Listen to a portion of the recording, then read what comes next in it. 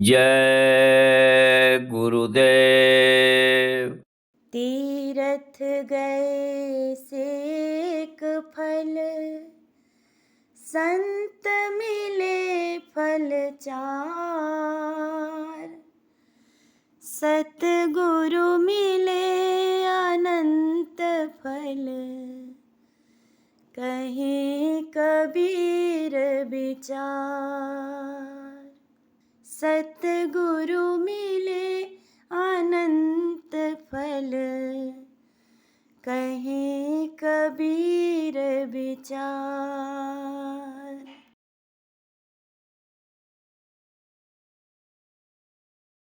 जीवन का भार है सौंप दिया, गुरुदेव तुम्हारे चरणों में। जीवन का भार है सौंप दिया, गुरुदेव तुम्हारे चरणों में। यह विनती है पल पल छिन छिन रहे ध्यान तुम्हारे चरणों में। यह विनती है पल पल छिन छिन रहे ध्यान तुम्हारे चरणों में। अच्छा हो या बुरा हो, ज्ञानी हो या ज्ञानी हो। अच्छा हो या बुरा हो, ज्ञानी हो या ज्ञानी हो। हम तो अब आप ही के हैं, गुरुदेव तुम्हारे चरणों में। हम तो अब आप ही के हैं, गुरुदेव तुम्हारे चरणों में। जप तप संयम सभी हम छोड़े, नेम आचार सभी हम तोड़े। जप तप संयम सभी हम छोड़े, नेम आचार सभी हम तोड़े। अब लाज हमारी तुमको है, गुरुदेव तुम्हारे चरणों में। अब लाज हमारी तुमको है, गुरुदेव तुम्हारे चरणों में। जाति पाति की लाजा छोड़ी, कुटुंब लाज की नीति तोड़ी। जाति पाति की लज्जा छोड़ी, कुटुंब लाज की नीति तोड़ी।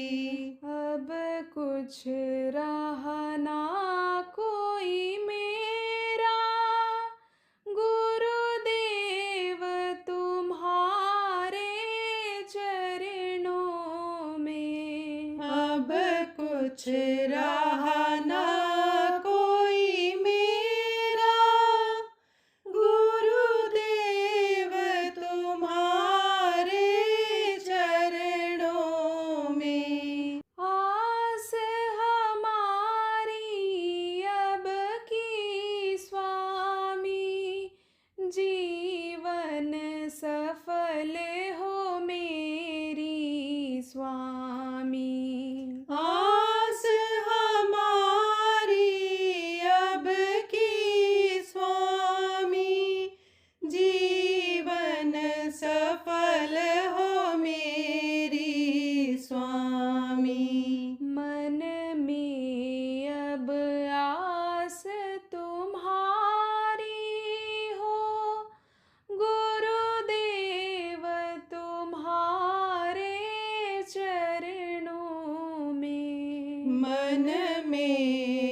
अब आस तुम्हारी हो गुरुदेव तुम्हारे चरणों में। सूरत डोर चरणन में लागे, चरण छोड़ कहीं और न जावे। सूरत डोर चरणन में लागे, चरण छोड़ कहीं और न जावे। आस विश्वास तुम्हारी हो गुरुदेव तुम्हारे चरणों में। आस विश्वास तुम्हारी हो गुरुदेव तुम्हारे चरणों में। शब्द डोर में लगे रहे, चरण कमलों में पड़े रहे। शब्द डोर में लगे रहे, चरण कमलों में पड़े रहे। रज चरणों की बनी रहे, गुरुदेव तुम्हारे चरणों में। रज चरणों की बनी रहे, गुरुदेव तुम्हारे चरणों में। जीवन का भार है सौंप दिया, गुरुदेव तुम्हारे चरणों में। जीवन का भार है सौंप दिया, गुरुदेव तुम्हारे चरणों में। जय गुरुदेव। जय गुरुदेव।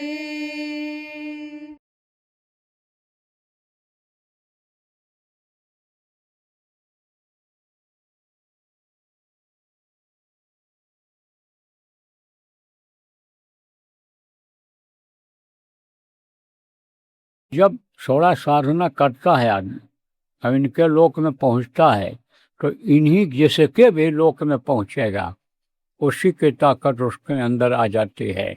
जैसे आप समझो कि ब्रह्मा के लोक में पहुंचा तो समझो कि सरस्वती उनका मूर्छल करती हैं, वो ब्रह्मा आप समझो कि बैठे हुए अपने लोक में, वो उनके साथ ही में हैं, तो सरस्वती की यानी समझो कि ताकत आ जाती है।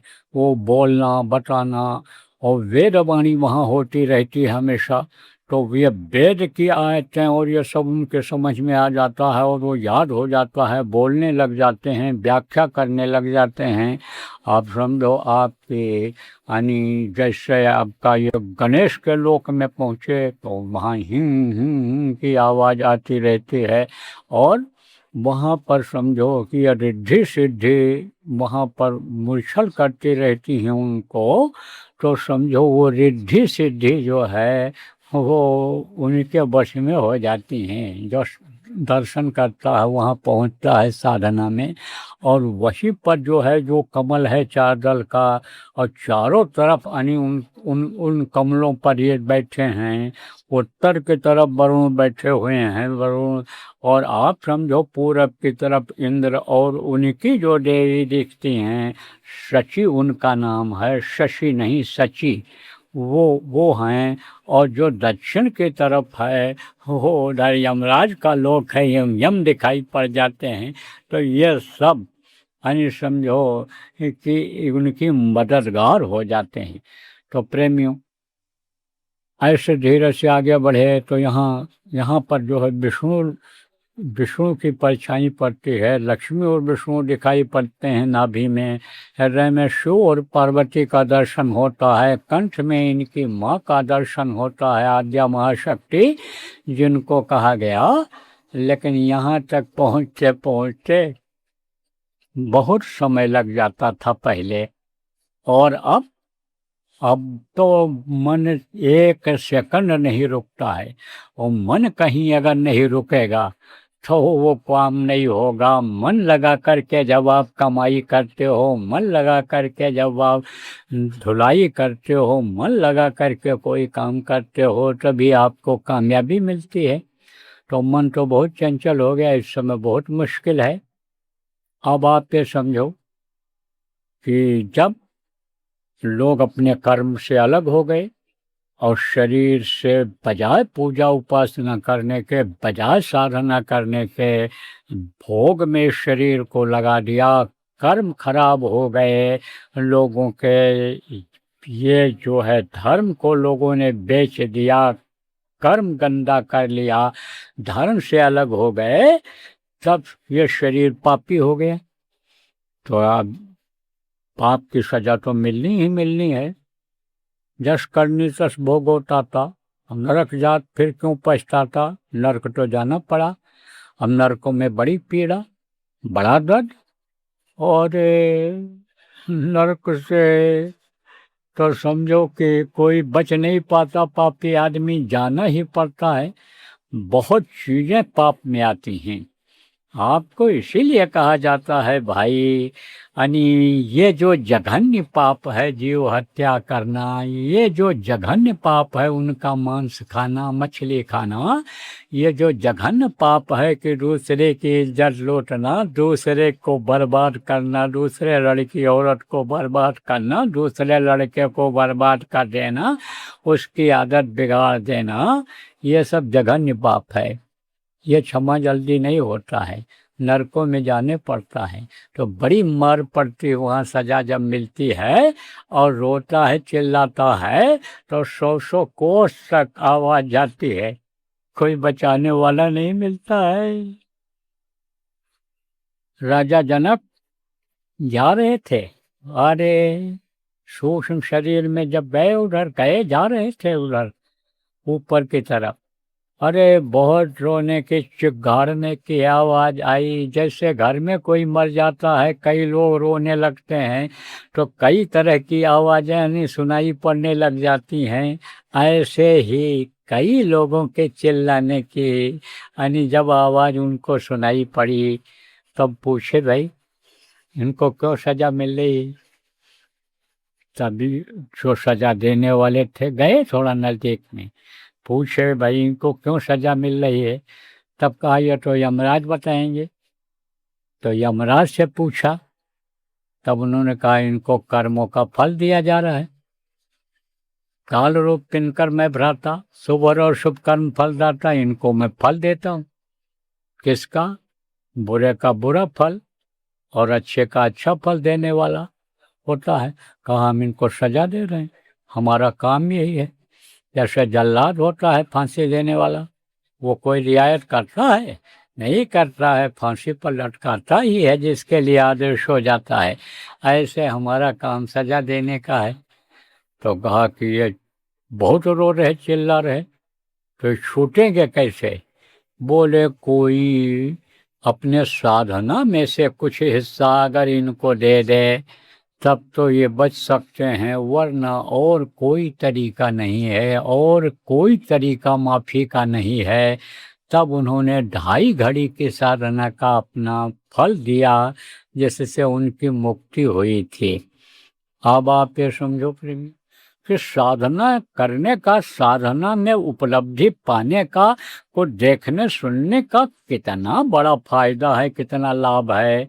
इसी को सोच करके अगर आप साधना करने लग जाओ, सुमिरन ध्यान भजन करने लग जाओ, तो समझो बड़ी उपलब्धि होगी, यानी बड़ी कामयाबी होगी। तो समझो कि आप इस तरह से मार पड़ती है और वहाँ कोई बचाने वाला नहीं होता है।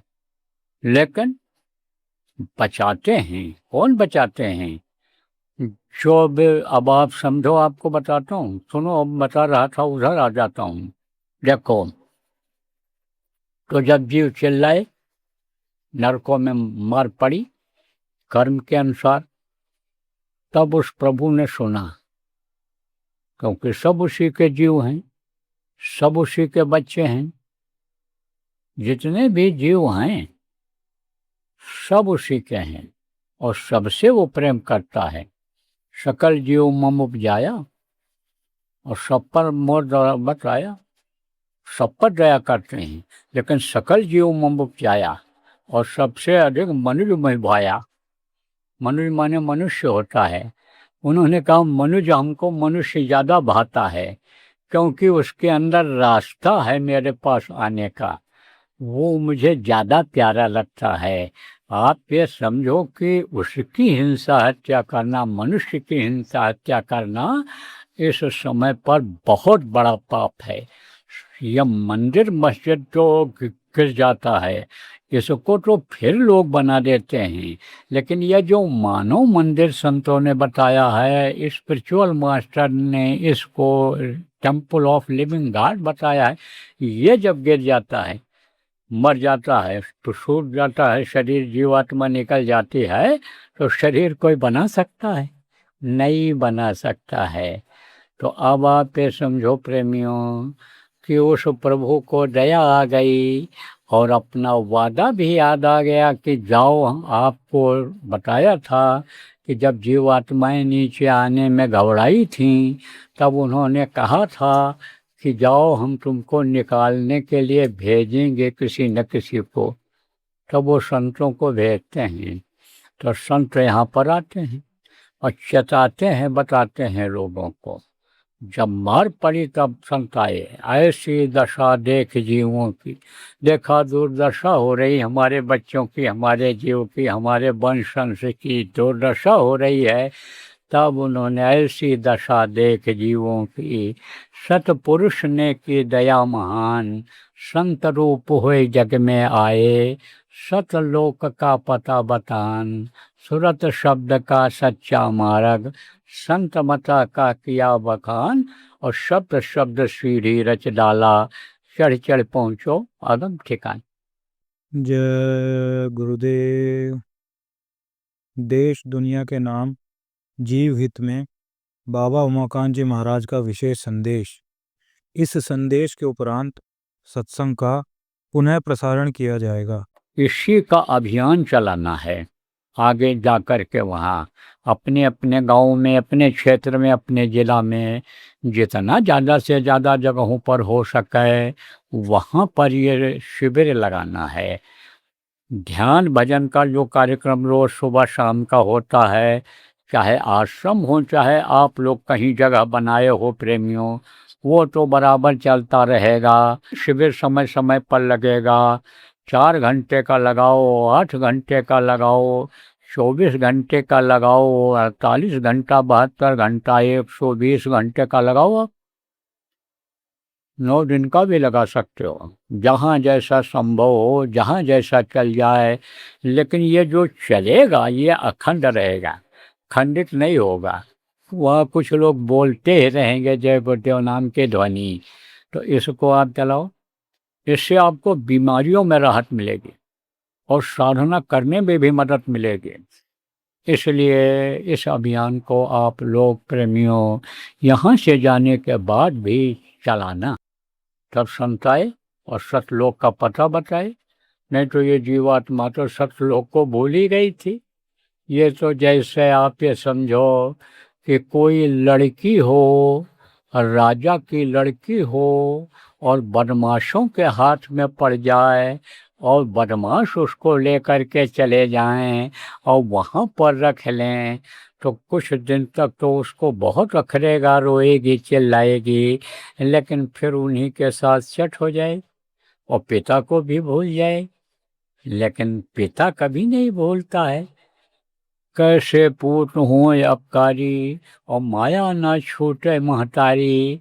एक कहावत है ये प्रेमियों कि कितना भी बुरा हो लेकिन माता पिता का प्रेम बच्चों से रहता ही रहता है, वो नहीं छोड़ता है। भले वो उनका वादा खिलाफी कर दें, कर्तव्य से अपने अलग हो जाएं, माँ बाप की सेवा से अलग हो जाएं, गलत लोगों के साथ पढ़ने से अलग हो जाएं। आजकल गलत साथ बहुत पड़ जाता है और इसका लोग ध्यान नहीं रखते हैं।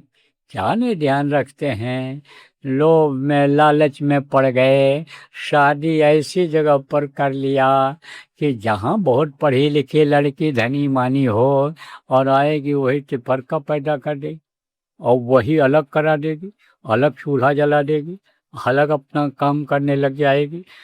अब आजकल तो समझो कि प्रेम विवाह भी बहुत लोग करने लग गए और उसमें भी तालमेल नहीं खाता है।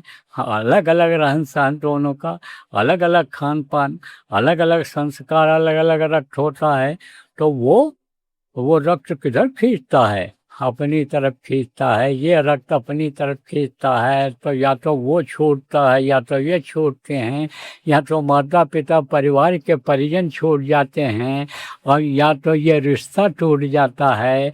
अब आप ये समझते हैं। और अगर कहीं ये हो गया कि यानी लड़का अपनी तरफ से प्रेम ज़्यादा दिखाता अपने माता पिता को और वो अपने लड़की अपने माता पिता की तरफ प्रेम ज़्यादा करती है, तब भी कटुता आ जाती है, छोड़ जाते हैं, किसी न किसी बहाने से ही छोड़ जाते हैं।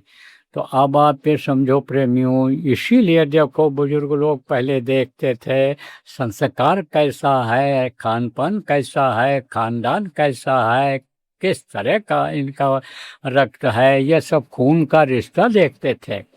तो अब आप ये समझो प्रेमियों, बच्चों और बच्चों इस बात को समझो कि यानी ये जो है यानी ये जीवात्मा यानी परमात्मा के अंश है और ये इसको निकालने के लिए यानी संत आते हैं कि यह मृतलोक से निकल जाए, इस अथाह के था से निकल जाए, इस यानी समझो कि भव सागर से पार हो जाए, इसलिए आते हैं। तब संतों को भेजता है वो अपना रूप।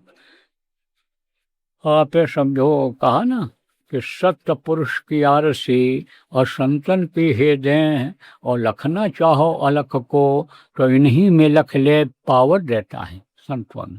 और वो आते हैं तो जीवों को समझाते हैं, याद दिलाते हैं अपने घर को, और जब अपना घर याद आ जाता है, अपने पिता परमेश्वर याद आ जाते हैं, तब ये जीवात्मा बेचैन हो जाती है, बेचैनी आ जाती है कि कब हम वहाँ पहुँच जाएं, कब पहुँच जाएं। लेकिन ये अपने बल पर ऊपर नहीं जा सकती है। कैसे कि जैसे आसमान से बूंद नीचे गिर गई तो अब वो बूंद ऊपर नहीं जा सकती। बारिश हो गई तो पानी इकट्ठा हो गया, बर्फ ऊपर से नीचे गिर गया, पत्थर जिसको ओला कहते हो, ऊपर नहीं जा सकता है। जाएगा लेकिन युक्ति से जाएगा, उपाय से जाएगा। वही ओला पत्थर को आप गर्म कर दो, पानी बन जाएगा, और गर्म कर दो तो भाप बन जाएगा, और भाप उड़ करके जाएगा ऊपर में। ऊपर में ठंडी है, गर्मी तपन नीचे है। जब ऊपर वो पहुँचेगा तो वहीं पर वो जम जाएगा और फिर वही नीचे आ जाएगा। ऐसे ही ये जीवात्मा का हाल है, अपने बल पर ये नहीं जा सकती है। जब इसको उपाय मिलता है ऊपर जाने का, तब ये ऊपर जाती है। तो वो उपाय कौन बताता है? वही संत बताते हैं जो समय के होते हैं। वक्त गुरु जिनको कहा गया वो उपाय बताते हैं। सतगुरु स्पिरिचुअल मास्टर मुर्शिद कामिल जिनको कहा गया वो बताते हैं। तो जब वो बता देते हैं उपाय और अभ्यास करने लगता है और वो मदद कर देते हैं, तब इस शरीर से जीवात्मा निकल करके और फिर धीरे धीरे आगे बढ़ते हुए और उस प्रभु के पास पहुंच जाती है। आप समझो कि समझ आती है उन्हें। देखो आप कहो कि मुक्ति हो जाती है। मुक्ति किसको कहते हैं? मुक्ति फिर वापस ना आना हो जहाँ से, उस जगह पर पहुँच जाती है। तो मुक्ति, मोक्ष कितने प्रकार का होता है? देखो, मुक्ति जब ये जीवात्मा वहाँ पहुँच जाती है, कहाँ पहुँच जाती है? सतलोक में। तब वो सालोक मुक्ति कहलाती है। उस लोक में पहुँच गए, सालोक मुक्ति कहलाती है। और उनके नज़दीक जब पहुँच गई तो सामीप्य मुक्ति कहलाती है। और उनके रूप जैसा हो गई तो सारूप मुक्ति कहलाती है। और वो जो नज़दीक पहुँच जाते हैं तो सामीप्य मुक्ति कहलाती है। सामीप्य माने नज़दीक पहुँच गई। और उनके जैसा जब हो जाते हैं तब सारूप मुक्ति कहलाती है। और उन्हीं में समझ आती है जब, उन्हीं में, तब सायुज्य मुक्ति कहलाती है। तो इसको सायुज्य मुक्ति मिल जाती है जीवात्मा को। फिर ये नीचे नहीं उतरती, फिर इस काल के देश में नहीं आती है, फिर इस समझो कि नाशवान देश में, नाशवान शरीर में नहीं आती है। फिर वो अविनाशी लोक में पहुंच जाती है, वो अविनाशी हो जाती है जीवात्मा। तो देखो प्रेमियों, वो रास्ता हमको, आपको, बहुत से लोगों को गुरु महाराज जिनका कल भंडारा है उन्होंने बताया था, गुरु महाराज ने बताया था। और गुरु महाराज के जाने के बाद परंपरा जारी रखनी थी, ये चीज़ खत्म न हो जाती, इसलिए गुरु महाराज ने मुझ ना चीज़ को आदेश दिया था। तो मैंने आपको बताया। अब इसको अगर विश्वास के साथ आप करोगे, लगन के साथ करोगे, गुरु को याद करते हुए, प्रभु को याद करते हुए करो, प्रेम करोगे इनसे, इनसे प्रेम करोगे, तो आप ये समझो कि आपको भी सायुज्य मुक्ति मिल सकती, समय पूरा हो जाने पर। अब आप चाहते हो कि समय रहते रहते भी हम वहाँ आने जाएं और रास्ता देख लें, तो ज़्यादा मेहनत करो, ज़्यादा मेहनत करो। तो ज़्यादा मेहनत तो आगे कर नहीं पाएंगे, बैठ ही नहीं पाएंगे। बैठने के लिए ही आदत डालने के लिए, और ये जो कर्म हैं इनको काटने के लिए, यानी ये नाम धुनी के शिविर लगाने के लिए कह दिया गया है।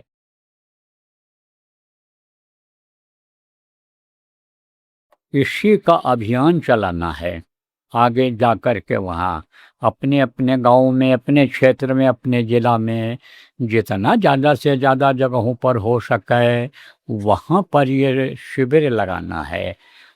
ध्यान भजन का जो कार्यक्रम रोज़ सुबह शाम का होता है, चाहे आश्रम हो, चाहे आप लोग कहीं जगह बनाए हो प्रेमियों, वो तो बराबर चलता रहेगा। शिविर समय समय पर लगेगा।